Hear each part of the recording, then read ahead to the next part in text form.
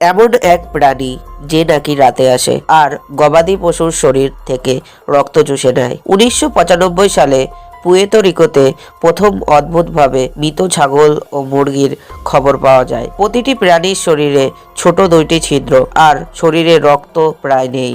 লোকেরা এই প্রাণীর নাম দেয় চুপা কাবরা। স্প্যানিশ শব্দ চুপার মানে চুষে নেওয়া আর চাবড়া মানে ছাগল। বর্ণনা অনুযায়ী এটি 4 থেকে 5 ফুট লম্বা, লাল চোখ, পিঠে কাঁটার মতন স্পাইক আর লাফ দিয়ে আক্রমণ করে। পরে মেক্সিকো ও আমেরিকার বিভিন্ন জায়গায়ও এই ধরনের ঘটনার দাবি ওঠে, কিন্তু বিজ্ঞানীরা বলেছেন এগুলো হয়তো অসুস্থ কাওট বা বন্য কুকুরের আক্রমণ। তাহলে প্রশ্নটা হলো, চুপা কাবরা কি সত্যি কোনো অজানা প্রাণী নাকি মানুষের কল্পনার সৃষ্টি? তুমি কি মনে করো?